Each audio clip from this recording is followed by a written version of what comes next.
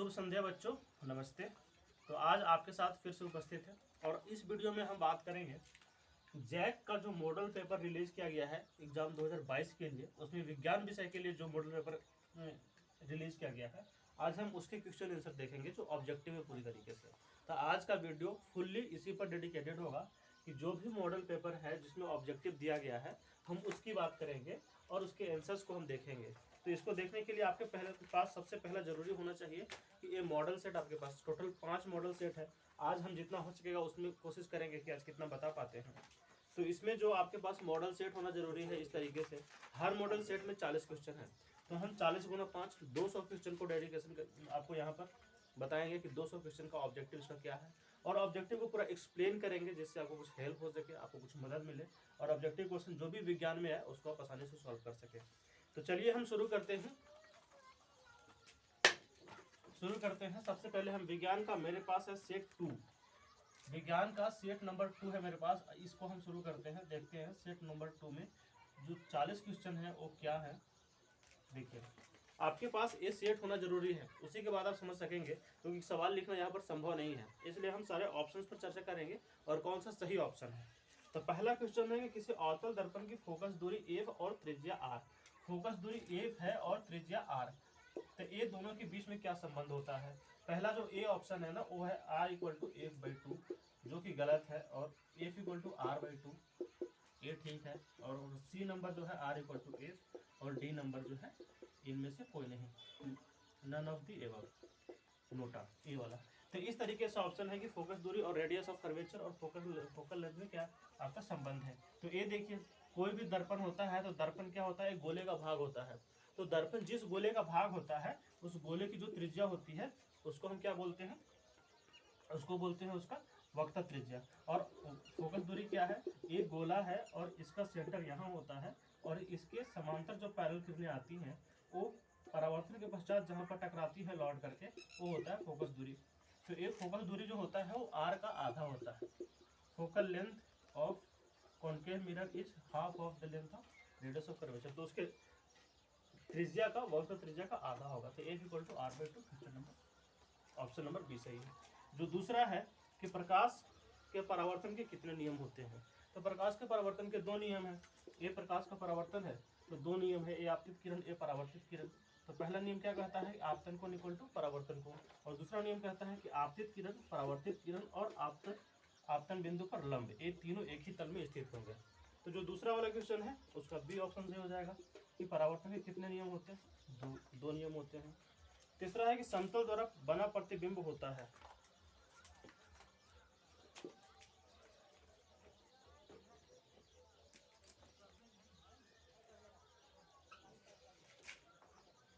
दो क्वेश्चन हम बात कर चुके हैं। आगे देखिए, तीसरा नंबर क्वेश्चन बोल रहा है कि समतल दर्पण जो है उससे बना प्रतिबिंब कैसा होता है। देखिए इसका आंसर तो आप जान ही रहे हैं, लेकिन आप देख लीजिए कि बनेगा कैसे। ये समतल दर्पण है और यहाँ से टकराएगा तो एक वापस आ जाता है, और एक हम ध्रुव से गुजरते हुए लेंगे तो एक किरण आपतन कोण और परावर्तन कोण आप बराबर बनाएगा। इसलिए एक किरण ऐसे बढ़ता है और फिर ऐसे आता है इस तरीके से। तो आप देख सकते हैं सीधा है और काल्पनिक है। सीधा प्रतिबिंब हमेशा काल्पनिक होता है, सीधा है, काल्पनिक है, बराबर है, बराबर ऊंचाई का बनेगा, और u इक्वल टू वी भी होता है। तो आपको ऑप्शन में दिया है कि समतल द्वारा प्रतिबिंब कैसा होता है, वास्तविक, जो कि नहीं है इसमें से, काल्पनिक, काल्पनिक होगा, ऑप्शन नंबर बी दिया इसमें से दोनों। तो जो वास्तविक है वो काल्पनिक हो ही नहीं सकता, और जो काल्पनिक है वो वास्तविक हो ही नहीं सकता, तो दोनों हो ही नहीं सकता, और इनमें से कोई भी नहीं। इसका ऑप्शन सही है काल्पनिक। चौथा है कि वाहन के पश्च दृश्य दर्पण के रूप में किस दर्पण का उपयोग किया जाता है। अब यहाँ भी देखना है कि किस दर्पण का उपयोग किया जाता है। इसका आंसर है उत्तल दर्पण। और उत्तल दर्पण क्यों, क्योंकि इसमें परावर्तन होगा तो ये इस तरीके से किरणें आएंगी। तो यहाँ पर अगर किसी भी वाहन में ये शीशा लगा हुआ है तो उससे पीछे हम कितना दूर तक देख सकेंगे, ये किरण यहाँ तक जाएगी, यहाँ तक जाएगी, अर्थात इस वाले एरिया में जितना भी चीज रहेगा उतना सारा दिखाई देता है। इसलिए उत्तल दर्पण में ज्यादा क्षेत्र का, पीछे का ज्यादा क्षेत्र का हम देखने में सक्षम होते हैं, इसलिए हम उत्तल दर्पण का उपयोग करते हैं। तो आंसर हो जाएगा उत्तल दर्पण। ऑप्शन में अवतल भी है, समतल भी है, परवलय भी है। पांचवा है कि निम्न में से कौन सा पदार्थ लेंस बनाने के लिए प्रयुक्त नहीं किया जा सकता। तो लेंस उसी से बनाते हैं जो पारदर्शी सतह है। लेंस बनाने के लिए सबसे महत्वपूर्ण चीज क्या होना चाहिए, उसके पास पारदर्शी सतह होना चाहिए। तो आप देख सकते हैं जल है, जल पारदर्शी है क्योंकि इधर से उधर देख सकते हैं। कांच भी पारदर्शी है, प्लास्टिक भी, मिट्टी, तो मिट्टी पारदर्शी नहीं है तो मिट्टी से किसी भी तरीके से आप लेंस नहीं बना सकते हैं। अगला क्वेश्चन ये 5 नंबर था। 6 है कि काल्पनिक प्रतिबिंब होता है। आपको क्या बताए कि काल्पनिक प्रतिबिंब क्या होता है? काल्पनिक प्रतिबिंब हमेशा सीधा होता है, और काल्पनिक प्रतिबिंब हमेशा, ये याद ही रखना है कि काल्पनिक प्रतिबिंब हमेशा, सदैव की बात है, काल्पनिक प्रतिबिंब सदैव सीधा होता है और वास्तविक प्रतिबिंब सदैव उल्टा होता है। दर्पण या लेंस कुछ भी हो, उल्टा सदैव। ये है काल्पनिक सदैव सीधा और वास्तविक आपका सदैव उल्टा होगा। अगला क्वेश्चन है, क्वेश्चन नंबर 7 है कि यदि f का मान 12 सेंटीमीटर है तो r का मान क्या होगा? सीधी सी बात है, f का मान 12 सेंटीमीटर है। आप वीडियो को रोक करके देख सकते हैं, जो भी लिखने का मन हो वो आप लिख सकते हैं। क्वेश्चन नंबर 6 तक हो गया। 7वां है कि f का मान 12 सेंटीमीटर तो r क्या होगा? सीधी सी बात है, f = 12 सेंटीमीटर है तो r = क्या होगा? फॉर्मूला क्या है? r = 2f, या फिर आप ऐसे भी लिख सकते हैं f = r/2। तो यही आ जाएगा, r = 2 × f का मान कितना है? 12, तो r = कितना आ जाएगा? 24 centimetre. Question number 7। Question number 8 है आपका, बोल रहा है कि वाहन के अग्रदीप में किस दर्पण का उपयोग किया जाता है? जो आगे देखते हैं तो अग्रदीप है, तो वाहन के अग्रदीप में हमारा होना क्या चाहिए कि जो प्रतिबिंब वास्तविक है उसका वास्तविक लंबाई दिखे, ये जरूरी होता है अग्रदीप में। तो अग्रदीप में हम अवतल दर्पण का उपयोग करते हैं। क्वेश्चन नंबर 8 है कि वाहन के अग्रदीप, तो अग्रदीप में हम क्या कर देंगे? अवतल दर्पण। और अवतल दर्पण क्यों करेंगे? क्योंकि हमको वास्तविक प्रतिबिंब चाहिए। अग्रदीप में अवतल उपयोग करने का सबसे कारण क्या है कि अग्रदीप में हमें वास्तविक प्रतिबिंब चाहिए, इसलिए हम अवतल दर्पण का उपयोग करते हैं। क्वेश्चन नंबर 9 है कि अवतल लेंस के सामने रखी वस्तु का प्रतिबिंब सदैव होता है। देखिए अवतल लेंस है, आपको 10th क्लास में जिस लेवल का बात करना है हम उसी लेवल का बात करेंगे। एक प्रकाशिक केंद्र है, इस तरीके से आपतित किरण है, तो ये आपतित किरण ऐसे आएगी।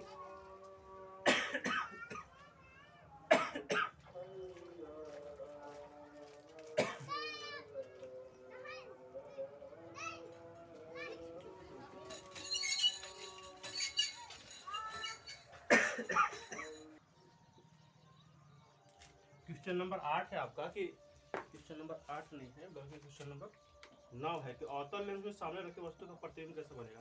तो अवतल में परावर्तन के पश्चात ऐसे किरणें जाती है, ये है अवतल लेंस, और ऐसे अपवर्तन हुआ, ऐसे किरणें दूर दूर हो गई। तो जब किरणें दूर दूर होती है तो क्या होता है? कभी वास्तविक प्रतिबिंब नहीं बनेगा, और वास्तविक प्रतिबिंब नहीं बनेगा तो उसका प्रतिबिंब बनाने के लिए हम क्या करते हैं? उसको हम पीछे बढ़ाते हैं, यहाँ पर, यहाँ इसका फोकस होता है। तो जहाँ पर किरणें मिलती हुई प्रतीत होती है तो वहाँ पर कैसा प्रतिबिंब बनेगा? काल्पनिक बनेगा। और काल्पनिक प्रतिबिंब क्या होता है? काल्पनिक प्रतिबिंब हमेशा सीधा होता है, आप बता चुके हैं। क्वेश्चन नंबर 9 का ऑप्शन है आभासी व सीधा। काल्पनिक को ही आभासी कहते हैं, आपका हिंदी भी मजबूत होना चाहिए। काल्पनिक को ही आभासी कहते हैं, ठीक है। तो आभासी और सीधा पहला ही ऑप्शन सही हो जाएगा। क्वेश्चन नंबर 9, क्वेश्चन नंबर 9 का पहला ऑप्शन सही है। डायोप्टर मात्रक है। क्वेश्चन नंबर 10 है कि डायोप्टर मात्रक है, तो लेंस की क्षमता का डायोप्टर मात्रक है। डायोप्टर को हम परिभाषित कैसे करते हैं?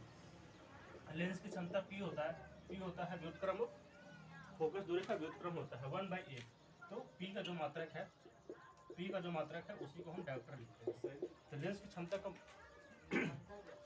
मात्रक है लेंस शक्ति का। अब 2D क्षमता वाले लेंस का फोकस अंतर होता है। अब देखिए 2D, P = 2D है, और हम जानते हैं कि F = 1/P होगा, तो इसको कर दीजिए F = 1/2, अर्थात F = 0.5, और A हमेशा SI यूनिट में आएगा। इसको आप करेंगे तो हो जाएगा 50 सेंटीमीटर। 12 नंबर है कि आंख के रंगीन भाग को क्या कहते हैं? अब देखिए ये वाला जो क्वेश्चन है थोड़ा सा थ्योरेटिकल है, हम इसमें कंफर्म नहीं कर रहे हैं आपको कि आंख के रंगीन भाग को क्या कहते हैं।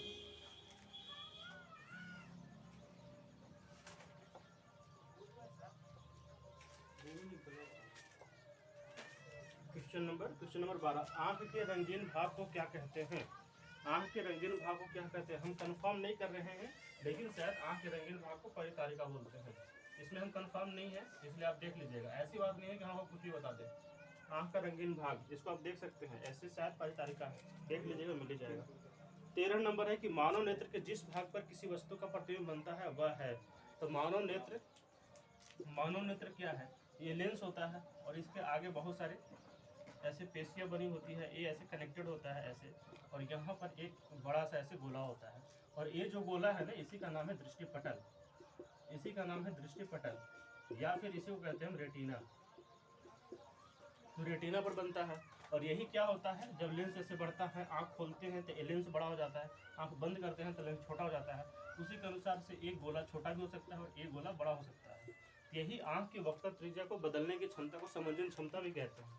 तो सारा प्रतिबिंब जो है रेटिना पर बनता है। रेटिना का ही नाम क्या है? दृष्टिपटल। क्वेश्चन नंबर 12 है, 12 नहीं 13 है। 13 का आंसर क्या हो जाएगा? दृष्टिपटल। 14 नंबर है कि दिए समीकरण में कैसी रासायनिक अभिक्रिया हो रही है?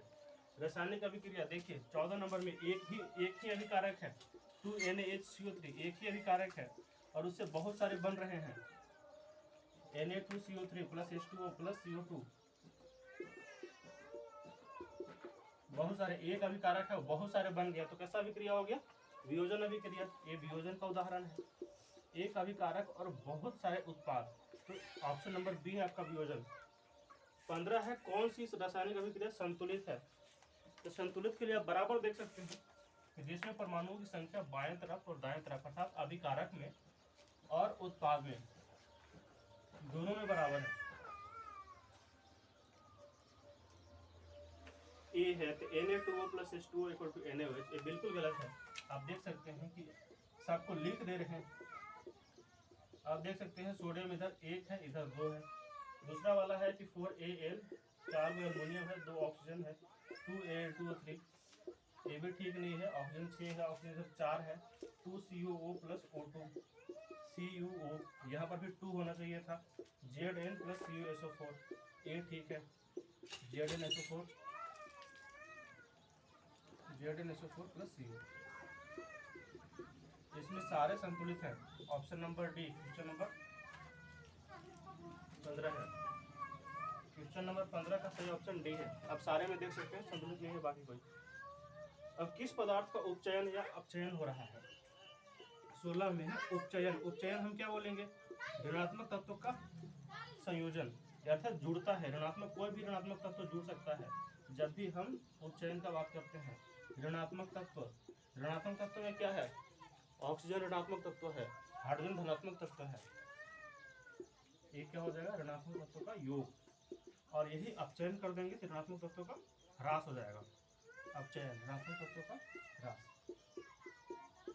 इसी के आधार पर देख सकते हैं PbO plus Cu, Pb plus CO, सीधी सीधी बात देख रहा है। ये तो थोड़ा सा अलग कर दिया है, क्योंकि आप इसको देखेंगे तो Cu है ना कि CO है। ये Pb और ये यहाँ पर CuO होना चाहिए था, सिर्फ CO लिख दिया है। क्वेश्चन में CuO होना चाहिए था। देखिए लेड के पास ऑक्सीजन था, ऑक्सीजन हट गया, तो ऑक्सीजन जिसमें जुटेगा ना उसका उपचयन होगा, क्योंकि ऑक्सीजन क्या है? ऋणात्मक तत्व है। तो ऑक्सीजन का योग जिसमें हो रहा है उसका उपचयन होगा। आपसे क्वेश्चन में क्या पूछा है? उपचयन हो रहा है और अपचयन हो रहा है। तो उपचयन किसका हो रहा है? कॉपर का, क्योंकि कॉपर में ऑक्सीजन जुड़ रहा है, और जब ऋणात्मक तत्व का योग होगा तब उपचयन होगा, और ऋणात्मक तत्व का ह्रास होगा तो अपचयन होगा। पहले ऑक्सीजन लेड के पास था, अब लेड अलग हो गया, शीशा अलग हो गया, तो इससे ऑक्सीजन घट गया, तो जहाँ से ऑक्सीजन घटेगा उसका ह्रास होगा, और जहाँ ऑक्सीजन जुटेगा उसका अपचयन होगा। तो उपचयन पहले लिखा है, अपचयन बाद में है, तो पहले लिखना होगा Cu। आपका ऑप्शन क्या है? Cu एंड PbO होगा। इसका सही आंसर ए है, सही answer B, option number B is correct. Cu and PbO। Lead का हम अपचयन नहीं लिखेंगे। बहुत सारा ये कंफ्यूजन होता है कि लेड का अपचयन हो रहा है, नहीं। अपचयन हमेशा अभिकारक वाले तत्व में से देखा जाता है कि अभिकारक में कौन था। अभिकारक में Cu का उपचयन हो रहा है क्योंकि ऑक्सीजन जुड़ा, और PbU का अपचयन हो रहा है क्योंकि इससे ऑक्सीजन घटा, ना कि लेड। ये लेड नहीं है, ये लेड ऑक्साइड है। तो correct answer is Cu and PbO। Question number 17 है कि विकृत गंधिता कौन सी अभिक्रिया के कारण होती है? विकृत गंधिता कौन सी अभिक्रिया के कारण होती है?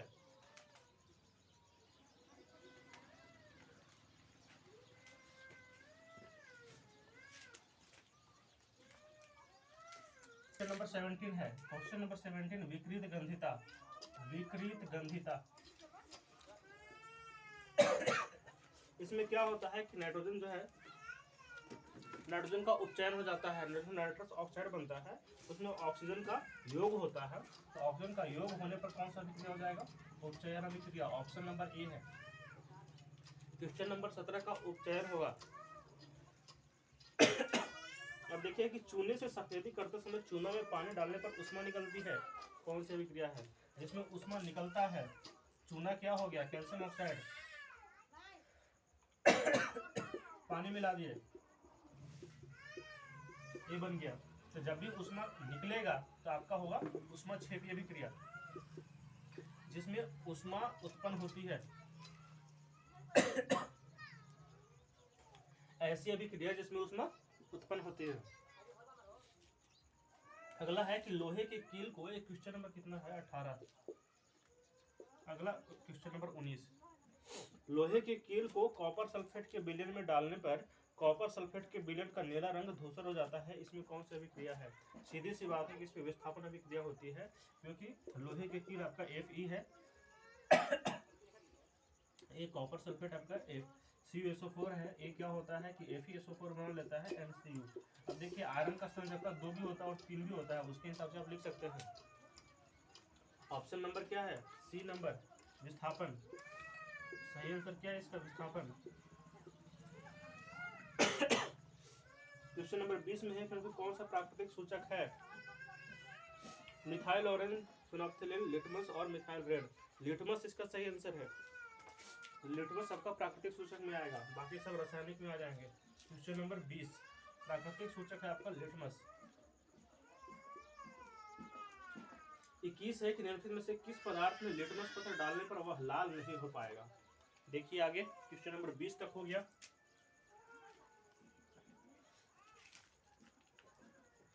क्वेश्चन नंबर 21 बोल रहा है कि कौन सा पदार्थ है जिसमें लिटमस पत्र डालने पर लाल नहीं हो पाएगा? तो देख लीजिए, अगर लिटमस क्या करता है, NaCl है, HNO3 है, CH3COOH है और C6H12O6 है।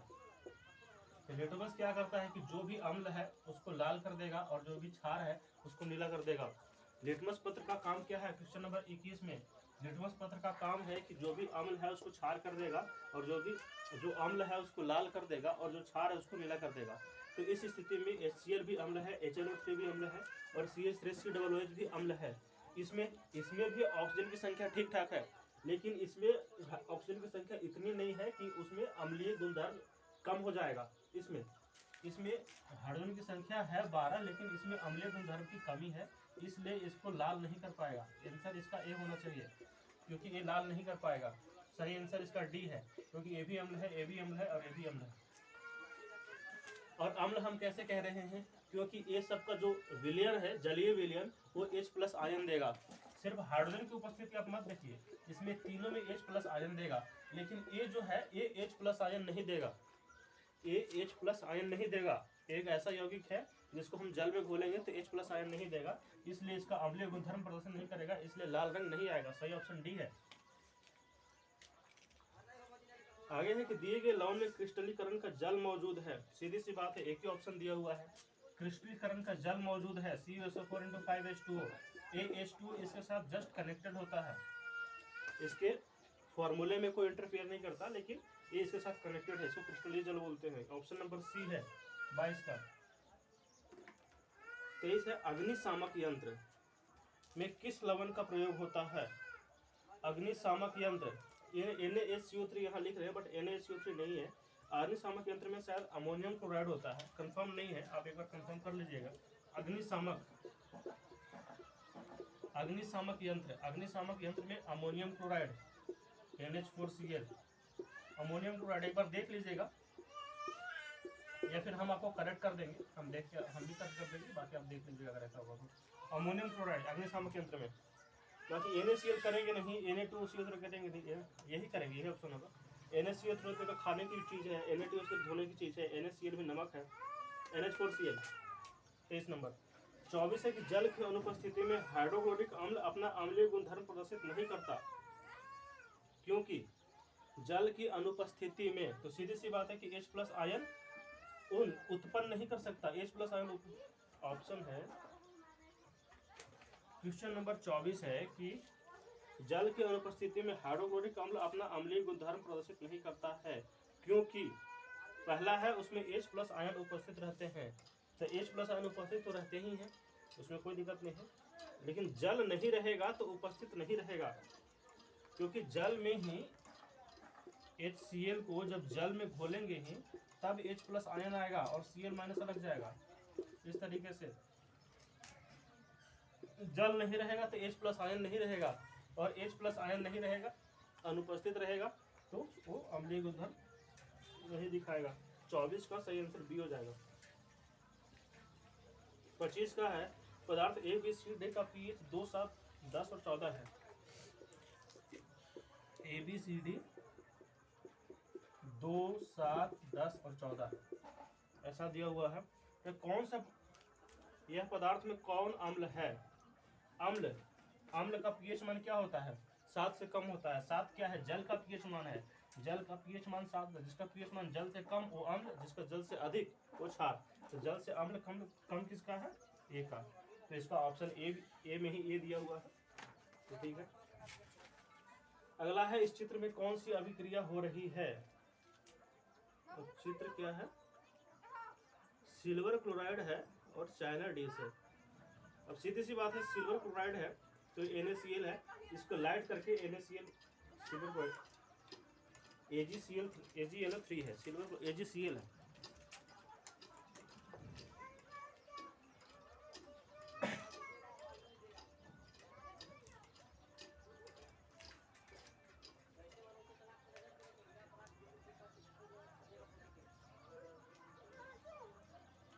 AgCl है और कुछ दिया नहीं है, AgCl है आपका।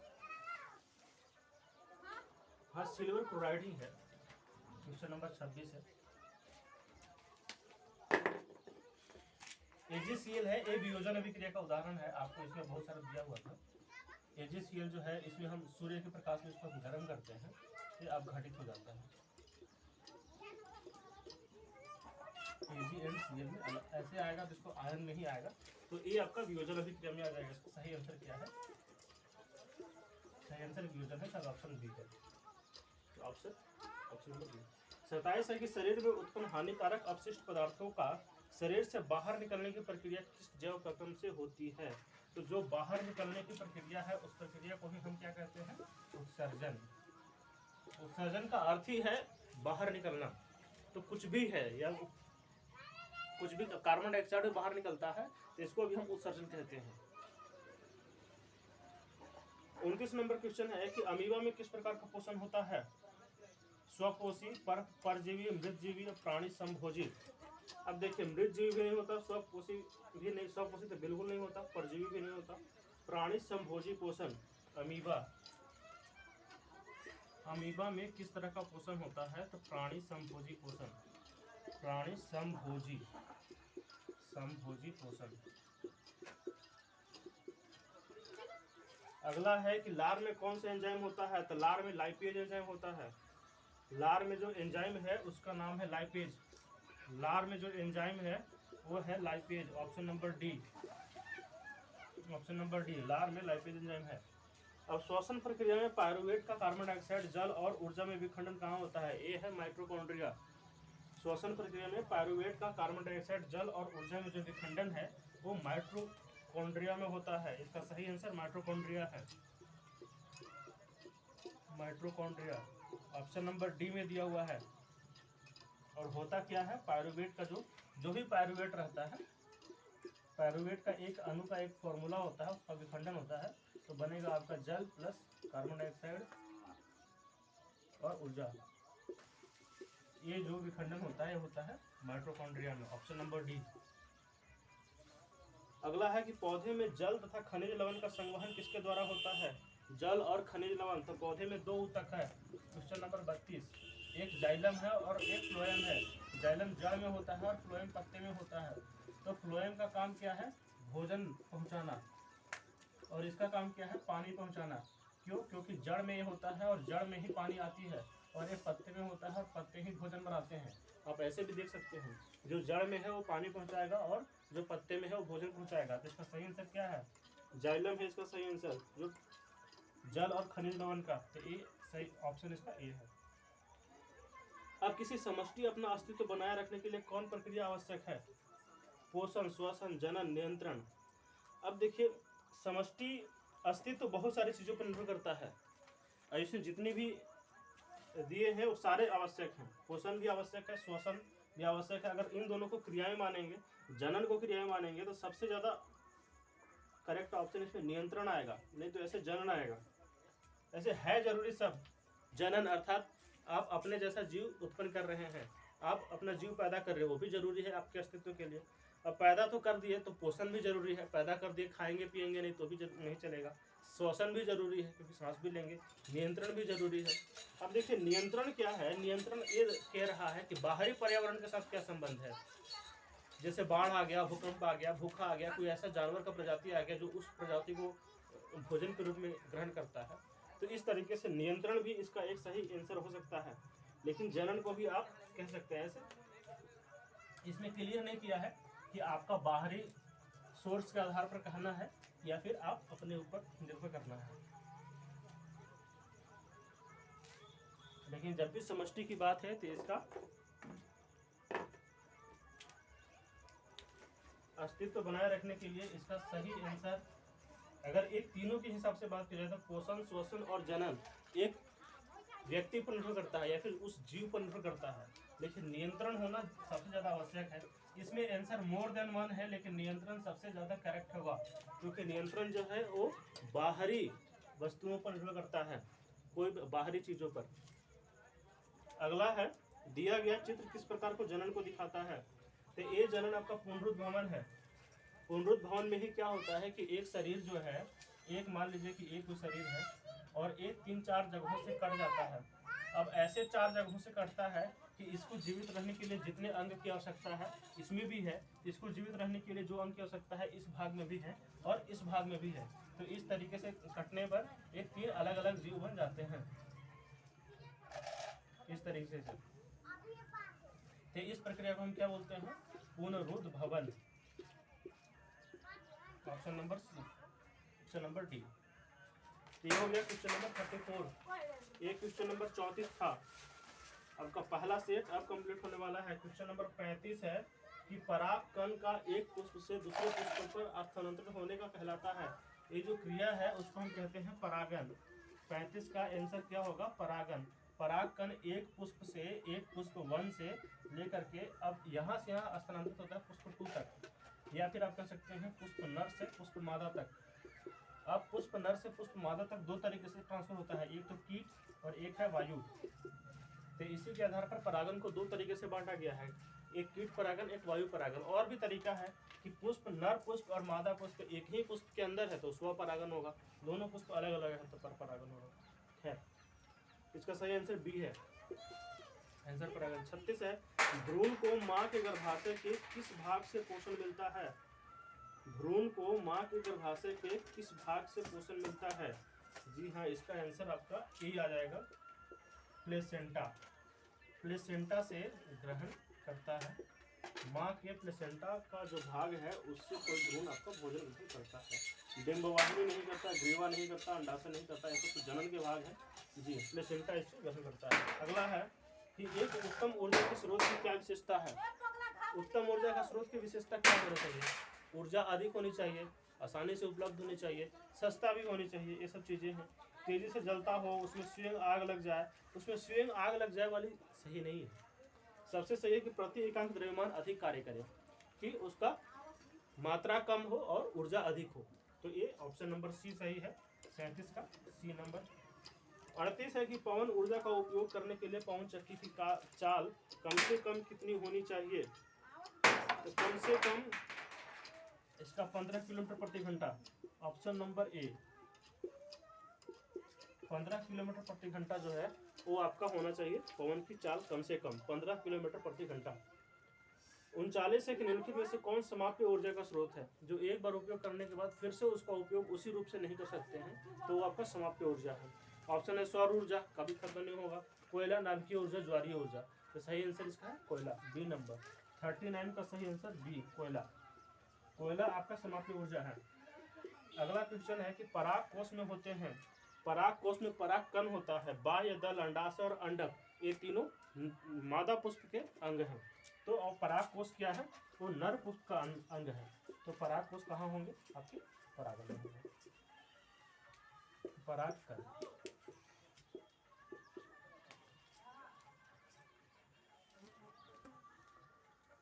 या 40 क्वेश्चन पूरा कंप्लीट हो गया है।